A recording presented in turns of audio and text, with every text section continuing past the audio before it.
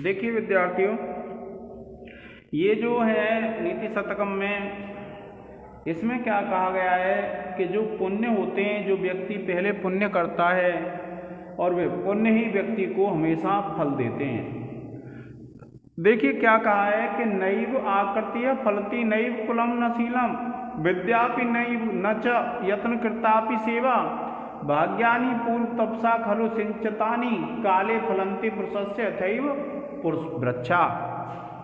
कि न एव आकृति फलती, कि ना तो आकृति फल देती है, न एव कुलम, ना ही किसी का वंश फल देता है, न शीलम और ना ही किसी का आचरण फल देता है, विद्या भी नहीं हो और ना ही विद्या फल देती है, न च यत्न कृतापि सेवा, और यत्न पूर्वक की गई सेवा भी फल नहीं देती है, भाग्यानि पूर्व तपसा खलु सिंचितानि, भाग्यानि माने भाग्य, और पूर्व तपसा खलु सिंचितानि, जो पूर्व तप के द्वारा सींचे गए हैं, काले फलंती पुरुषस्य यथैव वृक्षाः, कि जब समय होता है तो पुरुष के लिए फलते हैं जैसे वृक्षाः, वृक्ष समय के अनुसार जैसे फल देते हैं उसी प्रकार से ये भी क्या है, फल देते हैं। देखिए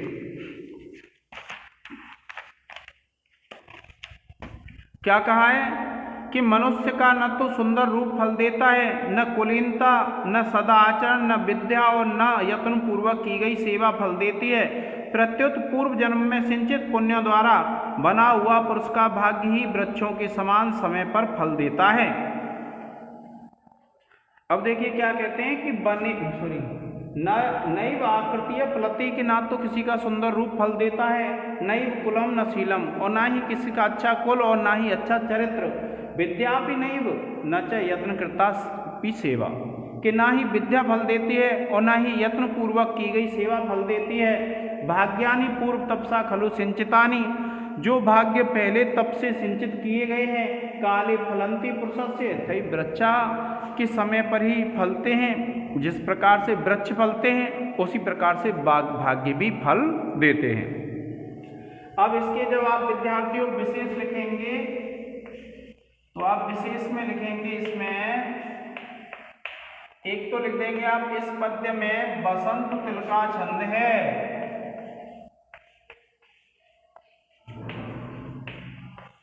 क्या लिखेंगे, इस पद्य में बसंत तिल का छंद है,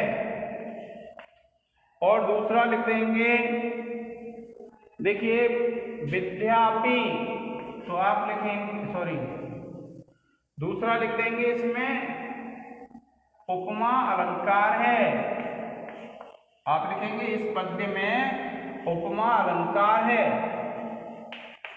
और फिर लिखेंगे आप व्याकरण टिप्पणी, और जो व्याकरण टिप्पणी है इसमें आप पहला लिखेंगे विद्यापि,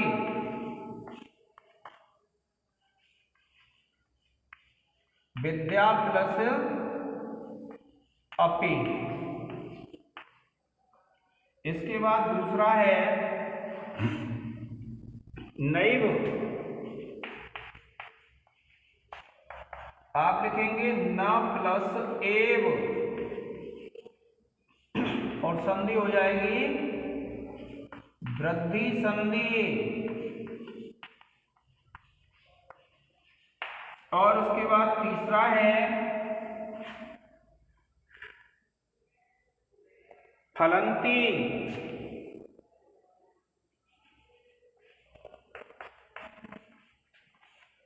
आप लिखेंगे फल धातु है लट लकार प्रथम पुरुष बहुवचन,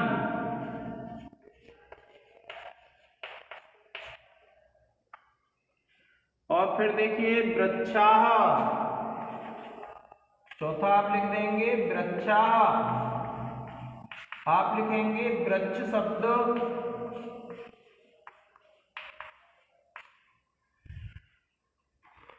सप्तमी विभक्ति एक वचन,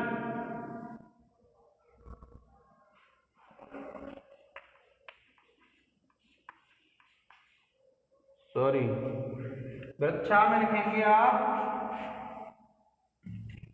प्रथमा विभक्ति बहुवचन।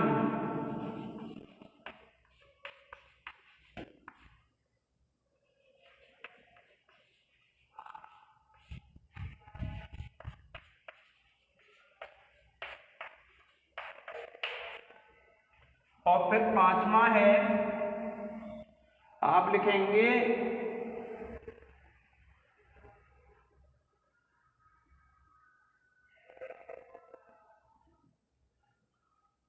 नैवाकृतीय।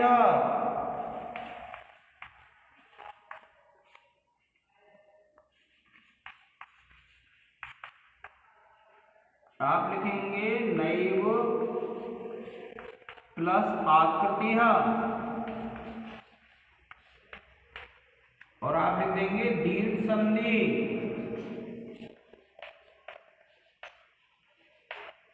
प्रिय विद्यार्थियों, इसका एक स्क्रीनशॉट ले लें।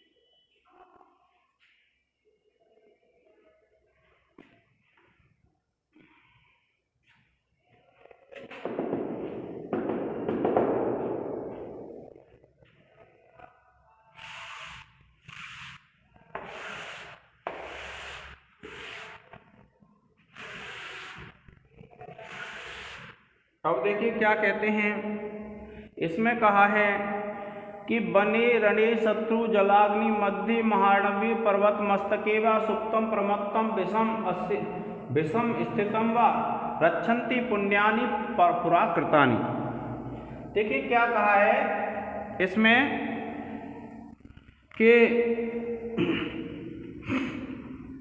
बने रणे, बने माने वन में, रणे माने रणभूमि में, शत्रु जल अग्नि मध्य, शत्रु रूपी जल अग्नि के बीच में, महाणवे महान समुद्र में, पर्वत मस्तके वा या फिर पर्वत के मस्तक पर, सुप्तम प्रमत्तम सोए हुए पागलपन में, विषम स्थितम विषम स्थिति में, रक्षन्ति पुण्यानि पुराकृतानि, कि रक्षन्ति माने रक्षा करते हैं, पुण्यानि माने पुण्य, पुराकृतानि जो पहले किए गए हैं, जो पहले किए गए पुण्य होते हैं वे ही आपकी हर परिस्थिति में रक्षा करते हैं। क्या कहा, बने रणे शत्रु जल अग्नि मध्य, कि वन में रणभूमि में, शत्रु रूपी जल अग्नि में, सॉरी शत्रुओं के बीच में, जल के बीच में, अग्नि के बीच में, महाणवे महान समुद्र में, पर्वत के मस्तक पर अर्थात पर्वत की चोटी पर, सुप्तम प्रमत्तम सोए हुए या पागलपन में, विषम स्थितम व या फिर विषम स्थिति में, रक्षन्ति पुण्यानि पुराकृतानि, कि जो पहले किए गए कर्म होते हैं, पुण्य होते हैं, वे ही रक्षा करते हैं। क्या कहा कि पूर्व जन्म के किए हुए पुण्य ही मनुष्य की वन में, युद्ध में, शत्रु, पानी, आग के बीच में और सागर में, महासागर में, पर्वत शिखर पर सोए हुए, उन्मत्त हुए और विपत्ति ग्रस्त होने पर रक्षा करते हैं। अब देखिए विद्यार्थियों, आप इसमें लिखेंगे 1 नंबर डाल के तो लिखेंगे इस पद्य में उपजाति छंद है।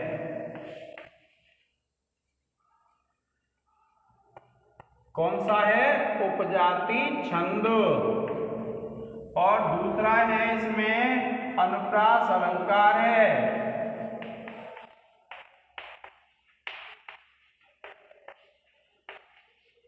और तीसरा लिखेंगे विद्यार्थियों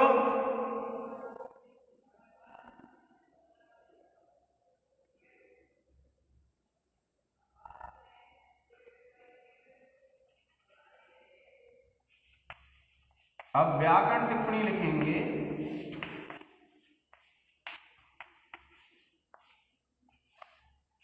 और व्याकरण टिप्पणियों में विद्यार्थियों आप लिखेंगे, देखिए सुप्तम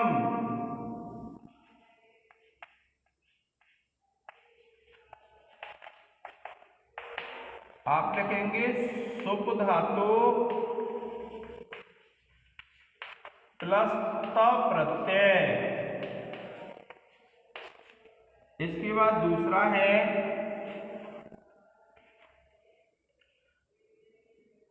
जलाग्नि।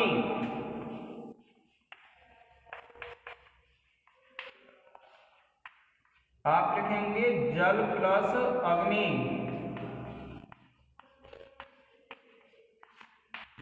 दीर्घ संधि।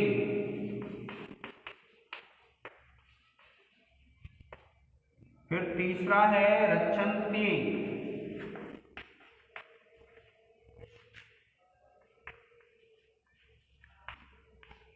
रक्ष धातु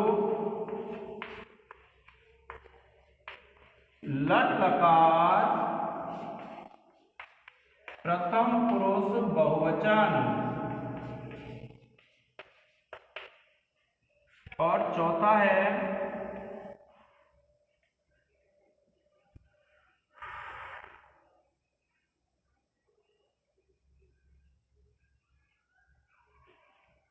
पुण्यानि।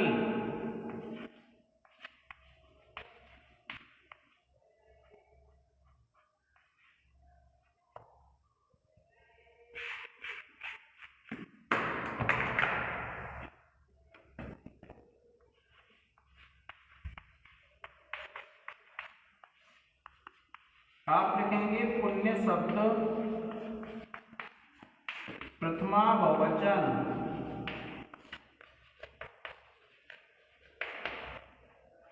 प्रिय विद्यार्थी, इसका एक स्क्रीनशॉट ले लें।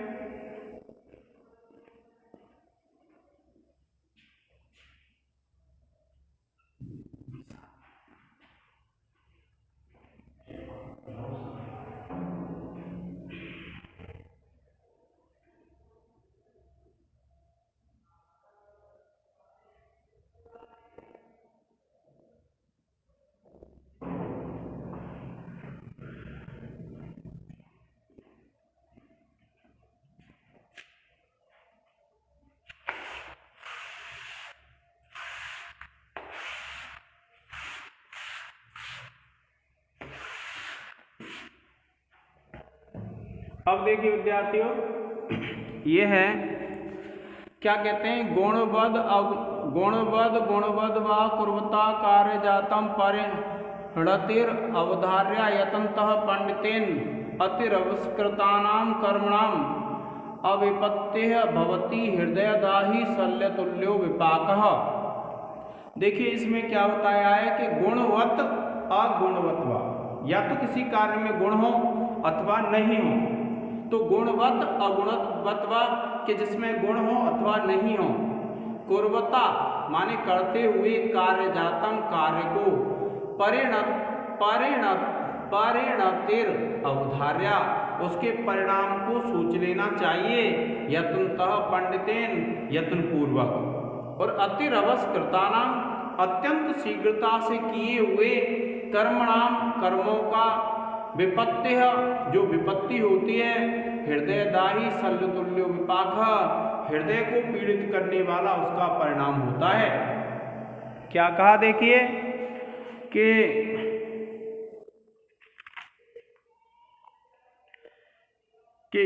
गुण युक्त या दोष युक्त कार्यों को करने से पूर्व विद्वान पुरुष उसका परिणाम भलीभांति सोच लेना चाहिए, क्योंकि अत्यंत शीघ्रता में किए गए कर्मों का परिणाम कांटे या कील के समान मरण पर्यंत हृदय को संताप देने वाला होता है।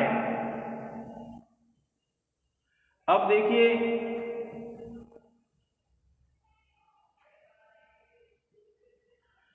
आप लिखेंगे इसमें विशेष लिख के, आप लिखेंगे विशेष में इस पद्य में मालिनी छंद है। दूसरा लिख देंगे इस पद्य में अर्थात उपमा अलंकार है।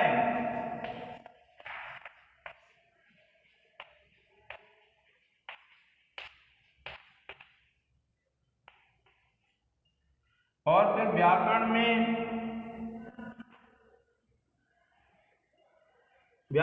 देखिए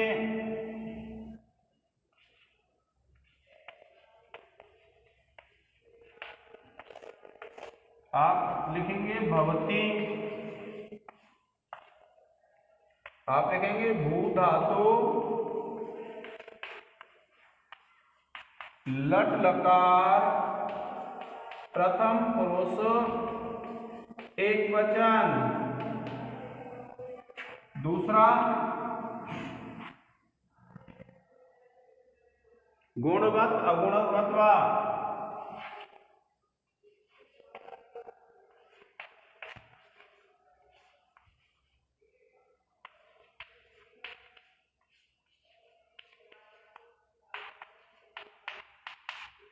आप लिखेंगे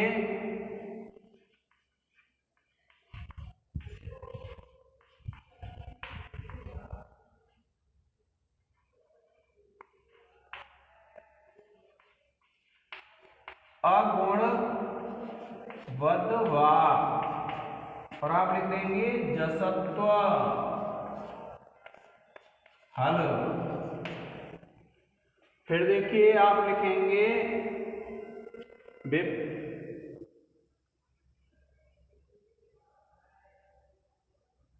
परिणतिर अवधार्या,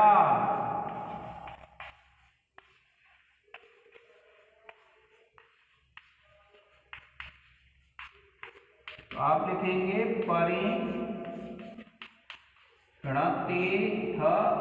प्लस अवधार्या, विसर्ग संधि विद्यार्थियों।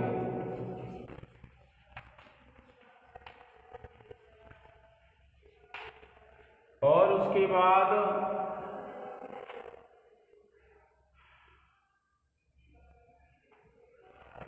चौथा है विपाकः,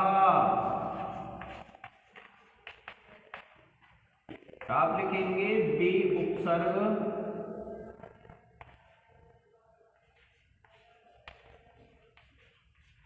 पच धातु घय प्रत्यय। प्रिय विद्यार्थियों, आप इसका एक स्क्रीनशॉट ले लें। आज के इस लेक्चर में इतना ही। धन्यवाद।